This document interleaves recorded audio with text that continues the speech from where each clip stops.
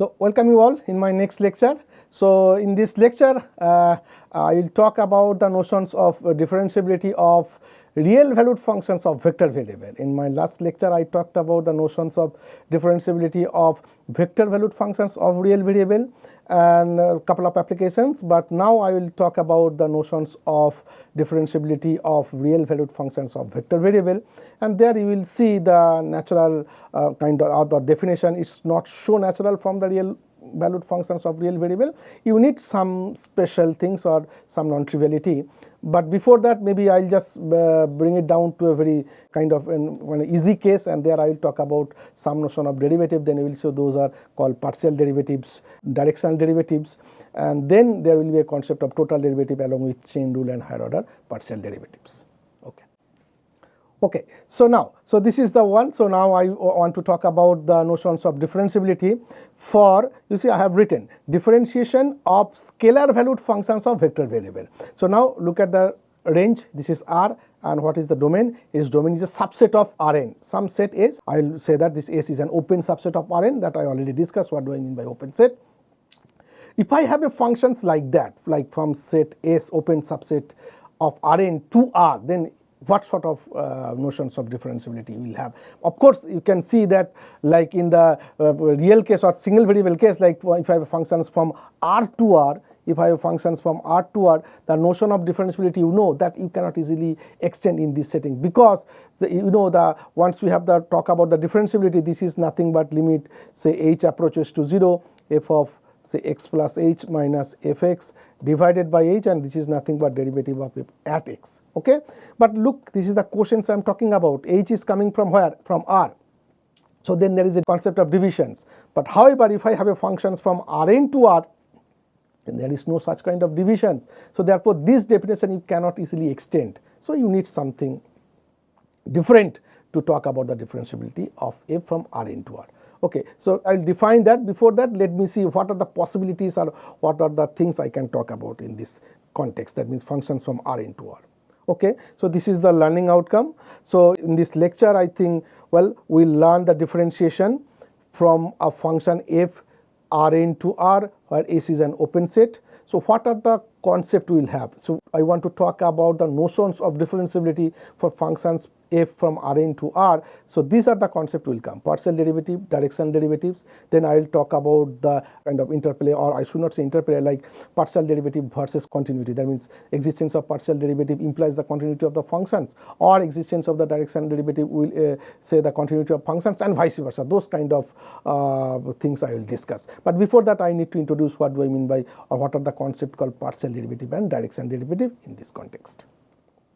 Okay, so I have written, so differential calculus for a functions f from Rn to R. Suppose you have a function f from Rn to R. So these are the questions I want to raise in this setting. What are the things? First, what does it mean? So first one, what does it mean to say that f is differentiable? Of course, I need to say. Second one, how to define differentiability of f at the point x0 in Rn or in S? How to determine the derivative of f at x0. So these are the wish list. So of course, if f is differentiable, that means we know that it should implies the continuity. It is indeed the case. And of course, if I have sum of two differentiable functions, product of two differentiable functions, of suppose composition of two differentiable functions, whether that I can have that properties in that setting as well. So I mean, given functions, whether sum of two differentiable functions is differentiable, product of two differentiable function is differentiable, or composition of two differentiable functions is. So these are the things I'll talk about that.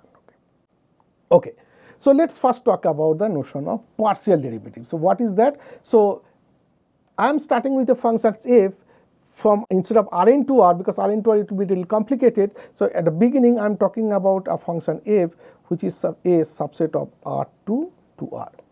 So that means I have a functions which defines on some open subset of R2 and taking values in R. So that's what I have written. Let f of xy be a real valued functions defined on an open set S in R2. Then what I am doing, keeping or fix a point P0 which is x0 y0 in the set S. Then there is a notion of what is called partial derivatives of the scalar field f. So this function sometimes called scalar field actually. It's taking values in R and domain is in Rn. what I am saying is that I am saying that okay, partial derivative of small f with respect to the variable x at the point p naught, which is nothing but x naught y naught, is, this is the notations del f del x at p naught, and is defined by, this is limit h approaches to 0 f of x naught plus h comma y naught minus f of x naught comma y naught divided by h. So what I am doing in this case is the following. So what? So I have a functions f from R2 to R, right? So I am keeping a point p naught which is fixed, that means x naught y naught coordinate is fixed. What I am doing is that I am defining a functions capital F, okay, capital F, I am fixing a functions capital F from where to where, I am fixing a capital F, define a functions f from say R to R. And what is that? The functions, since x naught y naught is fixed, what I am doing is that I am considering this function x goes to f of x comma y naught. Y naught is fixed. So that means once y naught is fixed, I am varying x. So now I am considering the functions capital F from x to f of x comma y naught. So this is a function from R to R, right? So now since I have a functions capital F which is from R to R, then I can talk about, or I know the notions of differentiability in that setting. So now if I suppose assume that my functions capital F is differentiable, say at the point x naught, okay. So y naught I am keeping fixed, then I am thinking about as a function of single variable x goes to f of small f of x comma y naught, and suppose my function is differentiable at the point x naught, then what is the derivative of capital F prime at x naught? What is the derivative in the single variable case? Very easy, limit h goes to 0 capital F of x naught plus h minus capital F of x naught divided by h, right? If I have a functions from R to R, if I want to talk about the differentiability of capital F at the point x naught, this is the formula we know, right? You just replace it, but capital F is given. I am keeping y naught is fixed. I am thinking about a function from R to R. Just replace this. What is it? This is limit h approaches to 0. What is capital F of x naught plus h in terms of small f? This is f of x naught plus h comma y naught minus capital F of x naught, which is f of x naught y naught divided by h, and this is exactly this object. So that means what I am doing is that I am starting with the functions f from some subset of R2 to R, and I want to talk about the partial derivative of f at the point x naught y naught, okay. Then what I am doing, of course I am talking about the partial derivative of f with respect to x, I should say, at the point x naught y naught. What I am doing, keeping y naught is fixed, considering the function x goes to small f of x comma y naught. Of course, this is a function from R to R because I am varying only x in R, okay, and I am getting f of x comma y naught. Since the range of small f is R, so therefore it is a function from R to R, and then I want to talk about the derivative of capital F at the point x naught. That means the derivative of the functions capital F, which is a function from R to R. If it is differentiable at the point x naught, then I am saying that this is nothing but the partial derivative of small f with respect to x at the point p naught, and this is exactly the definitions. So therefore, the partial derivative of small f with respect to the variable, that is very important, with respect to the variable x at the point x naught y naught, this is the notation and is defined by this is one. If this limit exists, that means limit h approaches to 0 f of x naught plus h comma y naught minus f of x naught y naught divided by h. That means keeping y naught fixed, think about it as a function from R to R, and then talk about the differentiability on the first variable. This is called partial derivative of f with respect to x at the point y naught, provided this limit exists. Similarly, parallelly, you can think about that. Okay, instead of keeping y naught fixed, if I keep x naught fixed and vary say y, that means again I can think about as a functions. What sort of function you can think? Again, I can think about a functions, say g functions, which is again a from R to R, and what sort of functions? This is y goes to f of x naught comma y, and then talk about the differentiability of derivative of g at the point y naught. Then you will end up with this. Okay. So again, the partial derivative of f with respect to variable y. So when I am talking about the with respect to variable y, that means it is automatic that I have to keep the first variable fixed, that means x naught is fixed. Okay. So at the point p naught is equal to x naught y naught is nothing but this is the notations del f del y at the point p naught, and is defined by this limit. So that means find the limit as k approaches to 0 f of x naught comma y naught plus k minus f of x naught y naught divided by k. That means since I am talking about the partial derivative of f with respect to variable y, then it is automatic that I should keep the first variable fixed at x naught and then think about the functions from R to R and then talk about the differentiability in the second variable, and that is why this is exactly the case. If this limit exists, I will say that partial derivative of f with respect to y at the point P naught is exist. Okay. So, that means what I am doing in that case actually even if I have a functions from R to R, I want to talk about the differentiability of these functions at the point P naught, which is nothing but x naught y naught. So, what I am doing is that, so if I want to talk about the partial derivative of f with respect to x, that means I am keeping the y naught variable fixed, think about the functions from R to R and talk about the differentiability. If I want to talk about the partial derivative with respect to y variable, I am keeping the variable x naught is fixed, x variable is fixed at this is at x naught, and I want to talk about the differentiability in the second variable. So, that means actually what I am doing is that I am restricting myself, keeping one variable fixed, making a functions from R to R, and I know the differentiability of R to R, and that is how I am giving the notions of partial derivative with respect to x and with respect to y. Okay, this is the pictures I have taken. So, this is explain the partial derivative of f at x naught y naught. It's very nice interpretations for partial derivatives, and what is that? So, look, first one is that, so that means partial derivative of f with respect to x at the point x naught y naught is the slope of the tangent, is the slope of that. In the single variable we know if I have a derivative is nothing but the slope of the tangent, but in this case what will happen? So, it is the slope of the tangent of the curve. So, that means if I have a function f of f is a map from R to R, so that means consider the curve C1 which is z is equal to f of x y, then it will give you a surface right in R3, and what you do is that once you have a surface z is equal to x y, consider the plane y is equal to y naught, because I am talking about the partial derivative of f with respect to x, that means the second variable fixed, that means y is equal to y naught. So, what you have a z is equal to f of x y, it is a surface in R3, you have a plane y is equal to y naught. So, that means if you have a surface and you have a plane, then it should cut in a curve, okay, and that curve I am denoting at C1. Look at this picture. So, this is my surface. So, this is my surface, okay, and what is my plane y is equal to y naught? So, this is my plane. So, that means if I have a surface and if I have a plane, it curves on a curve. So, and that is my curve C1.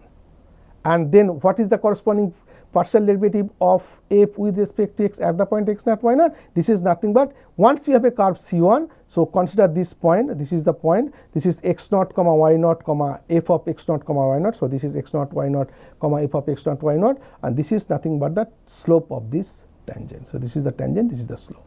So, that means I can interpret the partial derivative of f with respect to x at the point x naught y naught in this way. It is nothing but the tangent to the curve. Which curve?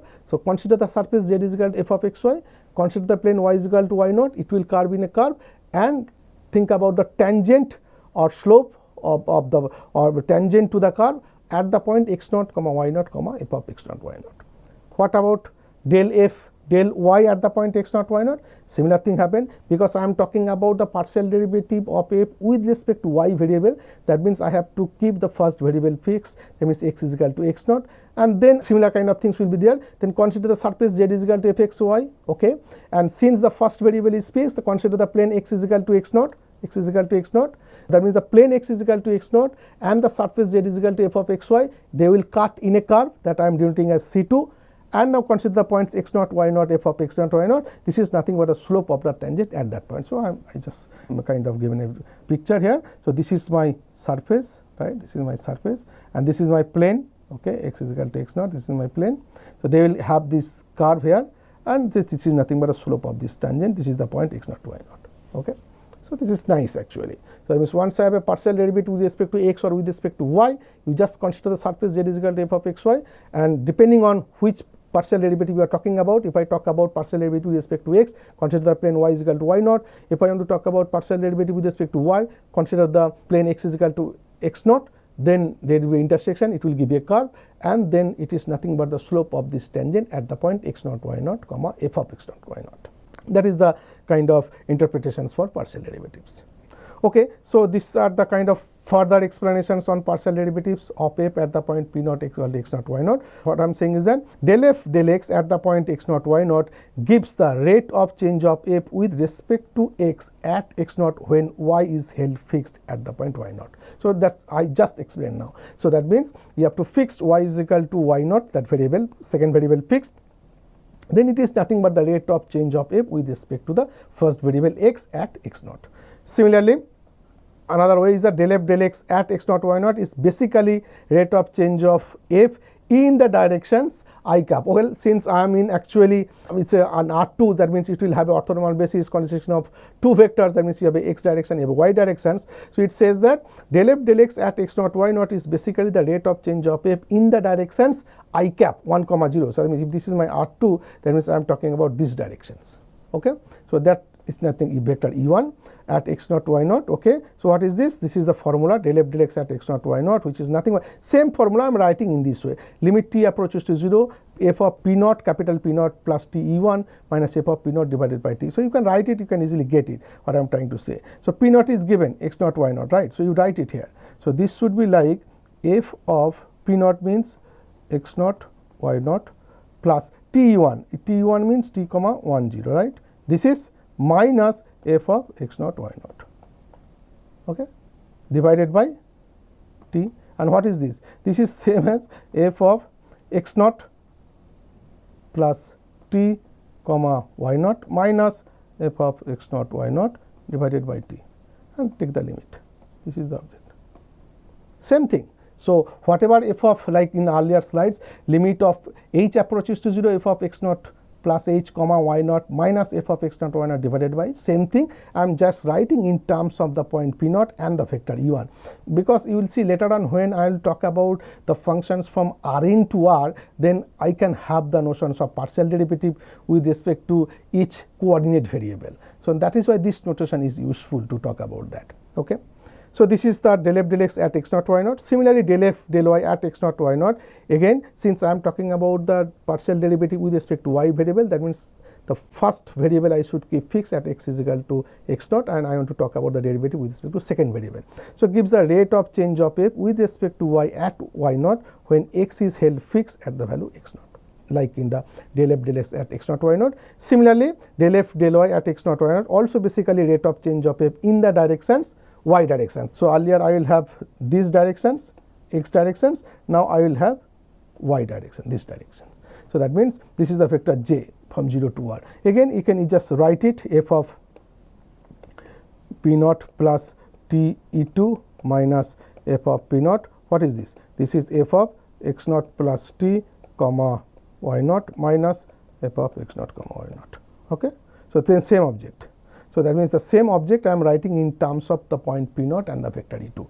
So therefore, if the limit t approaches to 0, f of p naught plus t E2 minus f of p naught divided by t, if they take the quotients, if that limit exists, then I will say that this is nothing but the del f or partial derivative of f with respect to y at the point x naught y naught. Okay, so these are various notations you will see in many books. So some of the books use some other notations. So this is, but all are same. So sometimes it is written that del f del x at x naught, del f del x naught divided by del x, del f del x at x, kind of there is a line. So or sometimes it says that f with respect to x, f suffix x at x naught, or del f del x1 at x naught.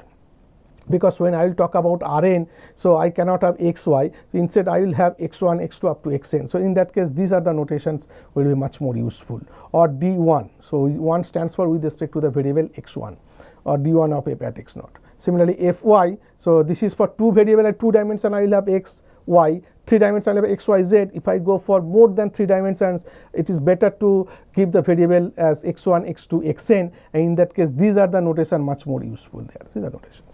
If I am again I am in 3 dimensions, if I have z is equal to f of x y, then del z del x is also used to denote del f del x, or del z del y is also denoted by del f del y. So these are the notations various books have used. But if I go more than 3 dimensions, I think these are the notation much more useful. Okay, so just now I said, so I want to talk about the partial derivative of f from Rn to R. So that means suppose if I have a function f a subset of Rn to R, where S is an open set and x naught is a point in S, then this is the definition, the first order partial derivative of f with respect to ith variable, or that is the variable xi. So that means since I am in Rn, so it will have a vector consisting of n orthonormal bases. So I am saying that variable is x1, x2, xn. Then at the point x0, y0, I want to talk about the partial derivative of f with respect to xi variable at the point x0, which is nothing but, as I told you in my earlier slides, that this is the notation I can easily extend. So what you have to do, so take the value of f x0 plus t ei. What is ei? Since I want to talk about the partial derivative of f with respect to xi, that means consider the vector ei. What is ei? Ei is the unit vector whose ith position is 1, rest of them are 0. So this is that means, so that means ei is fixed, x0 is fixed, so that means it's a function from t goes to f of x0 plus tei. So therefore if I take limit t approaches to 0, f of x0 plus tei minus f of x0 divided by t, I mean if I consider this quotient, if I take the limit, if the limit exists, then I will say that partial derivative of f with respect to xi variable at the point x0 exists, okay, provided the limit exists. Here ei denote the unit vector along the ith coordinate axis. So that means ith coordinate axis, that means xi axis, and the corresponding unit vector is ei, whose ith position is 1, rest of them are 0. The one is the ith place and rest all are 0. So therefore now, so it's very kind of just parallel extension of whatever I have discussed from R2 to R valued functions. That means since I am in Rn, so I will have n variables x1, x2, xn. If I want to talk about the partial derivative of f with respect to xith variable, that means I am in the ith coordinate axis. Consider the vector unit vector ei, whose ith position is 1, rest of them are 0. Calculate the limit t approaches to 0, f of x0 plus tei minus f of x0 divided by t. Now this makes sense because what? Because I can easily divide by t because t is a real number, and of course range of f is real. So this limit you can easily calculate. If the limit exists, I will say that partial derivative of f with respect to xi variable exists at the point capital X0. Again, as I said, various notations people use, like these are the notations useful: del f del xi at the point x0, del f at x0 divided by del xi, del f del xi at x0, f suffix xi at x0, f xi x0, del f del xi at x0, di f x0. So these are the various notations many books have used. So once we have xi fixed, that means I am talking about the partial derivative of f with respect to xith variable, and capital X0 of course is fixed. That point I want to talk about the partial derivatives. Okay, so if del f del xi at x0 exists for each I1 up to n, then f is said to be first order partial derivative as x0. Okay, so that means if I have a function f from Rn to R, so I will have n variables, that means n partial derivative exists, and that I denote it as del f del xi at the point x0. And various notations. So this is, I think, one of the useful notations. So let's see some examples. Okay, as I said, I have to talk about that whether existence of partial derivatives implies the, or we'll talk about the continuity of f and vice versa. Look at the first example. What is the first example? This is the function f of xy, or f is a map from where to R? F is a map from R2 to R, f of xy, which is exactly equal to xy. Okay, it's a very nice function. It's a continuous function, right? Now look, question: examine the existence of first order partial derivatives of f at x0. And examine the continuity is there because it is a very nice function, it is continuous function. So I am saying that yes, partial derivative with respect to x, because it's R2 to R, that means I have only two coordinate variables x and y. So partial derivative of f with respect to x exists at the point x0, and with respect to x it is y0, and with respect to y it is x0. You can easily calculate by the definition. So for example, this one. So what is the formula? So limit, so h goes to 0, f of, so at x0 comma y0 I am talking about. So this is x0 plus h comma y0 minus f of x0 comma y0 divided by h. What is this? This is limit h approaches to 0. Okay, but f is given. This is x times y. So that means x0 plus h times y0 minus x0 y0 divided by h. And what is this? This is limit h approaches to 0. So x0 y0 get cancelled. So what we will have? I will have h y0 divided by h, and what will be the limit? Y0, because h get cancelled. What is the limit? So therefore you can easily calculate that partial derivative of f with respect to x at x0 is y0, and partial derivative of f with respect to y at x0 is x0. So that means all partial derivative exists at the point x0, along with my function is continuous. What about the second example? Look, these functions, this kind of functions you are already familiar with in my earlier lectures, that f of xy is equal to xy divided by x square plus y square if xy is non-zero, and at 0, 0 it is 0.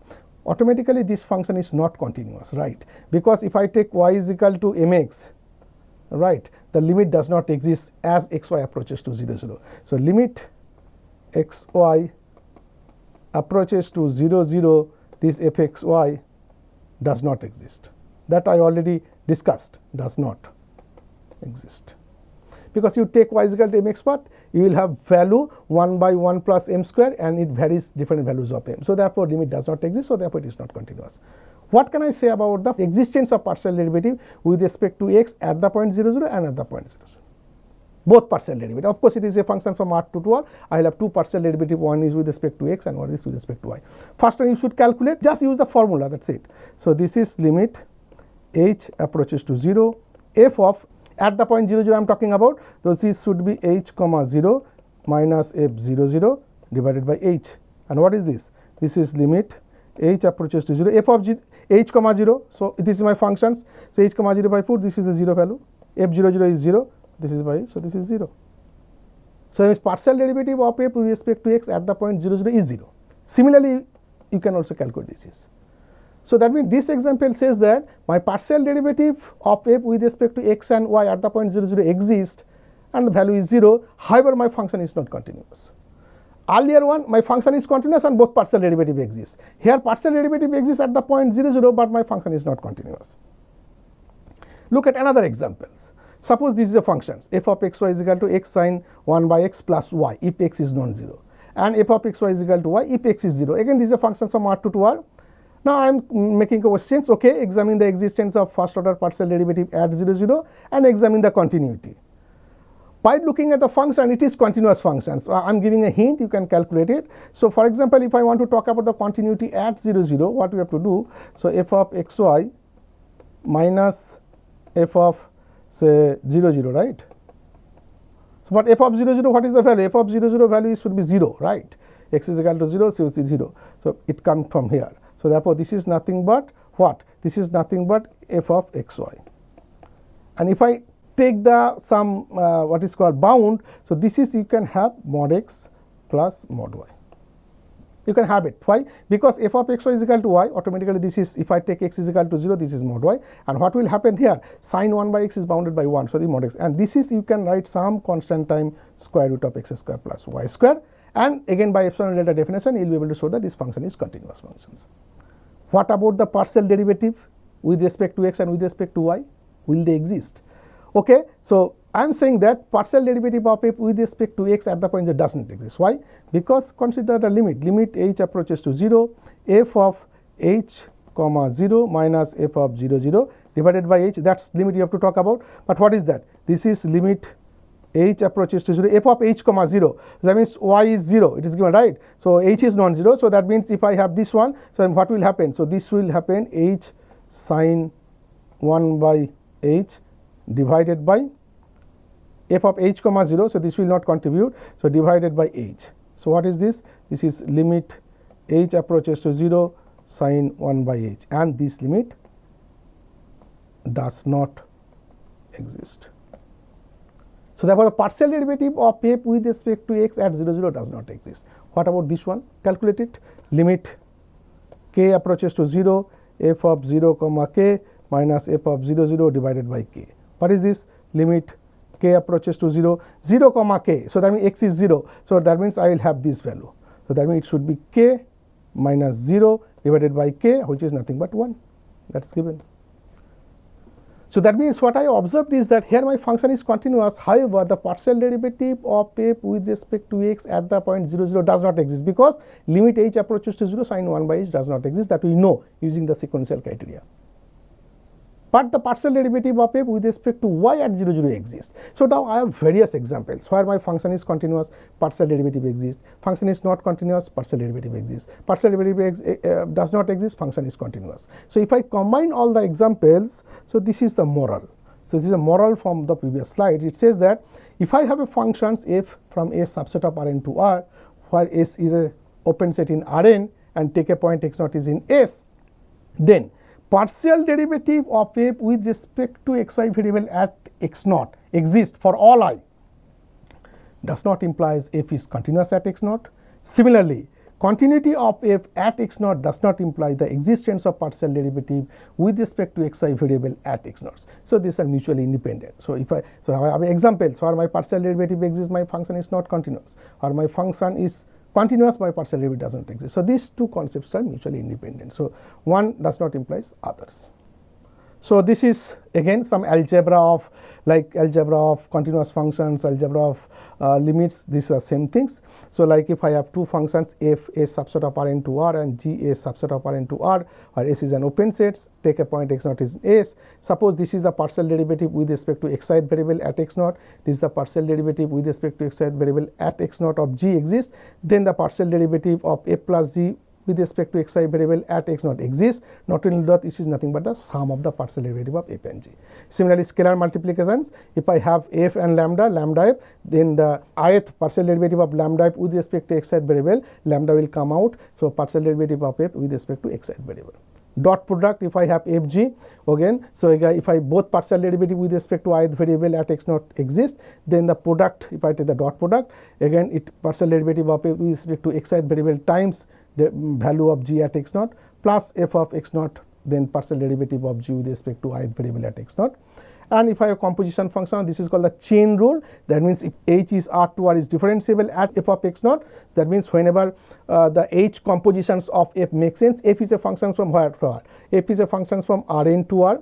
So that means if I take a function h from R to R, so that means h compose f, suppose it makes sense, then if the partial derivative of f with respect to xi variable exists and suppose h is differentiable at the point f of x naught, then h composed f, it makes sense, and I can talk about the h compose is a function from where to R. H compose f is a function from again of course a subset of Rn to R.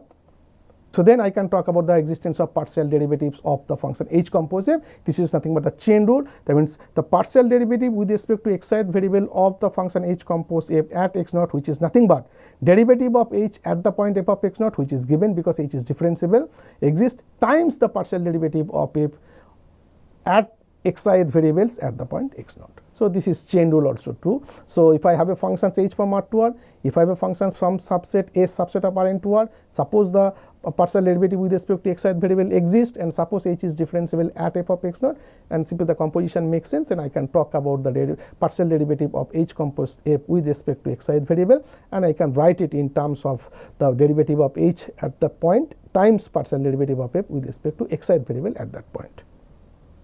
I think I should stop here. So that's all about the existence of partial derivative. If I have functions from Rn to R, if I have n many variables, then this is the notions of partial derivative, and then it follows some scalar multiplication, dot product, these are the things too. And then I also discussed that there is no connections between the existence of partial derivative or continuity of or existence of, these are mutually independent. So even if my partial derivative exists, will not imply the function is continuous, or existence of partial derivative at some point will not talk about the continuity of f. These are independent concepts. So these are kind of concept of partial derivatives.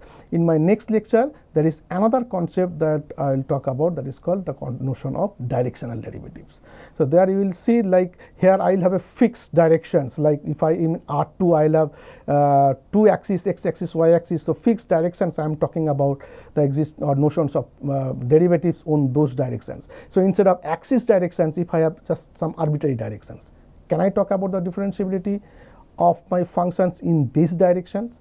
Answer is yes, you can talk about, and that brings to the notions of what is called directional derivative. Okay, I think I should stop here. Thank you.